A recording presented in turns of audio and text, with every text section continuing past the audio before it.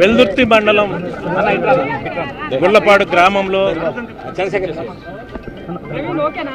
తెలుగుదేశం రెండు వర్గాలకు సంబంధించి జరిగిన గొడవలో అక్రమంగా అన్యాయంగా మా మీద కేసు బరాయించి ఈ రోజుకి 99 రోజులు అక్రమంగా కూడా నిర్బంధించడం జరిగింది.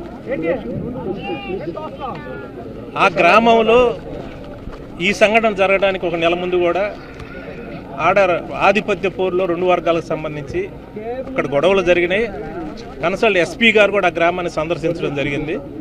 టోటల్గా కూడా ఆ గ్రామానికి సంబంధించి ఏం జరుగుతున్నది కూడా తెలుసు.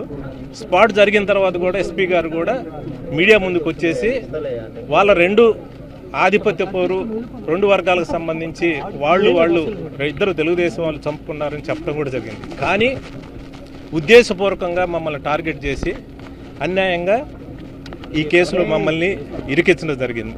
నేను చెప్తా ఉన్నాను, ఖచ్చితంగా మాకంటూ ఒక రోజు వస్తుంది.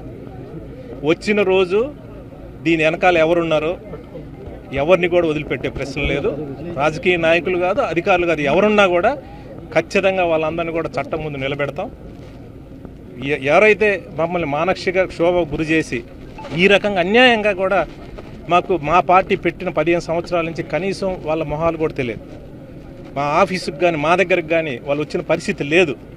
కానీ వీళ్ళందరూ గూడు పుటానా చేసి ఏదైతే మమ్మల్ని అక్రమంగా కేసు పెట్టి ఈరోజు 99 రోజులు ఈరోజు మమ్మల్ని పెట్టారో అంతకంతకు అనుభవిస్తారు. మా టైం కూడా వస్తుంది. మా టైం అయినప్పుడు మేమేదో చూపిస్తాం. ఖచ్చితంగా తప్పు చేసిన వాళ్ళందరినీ చట్టం ముందు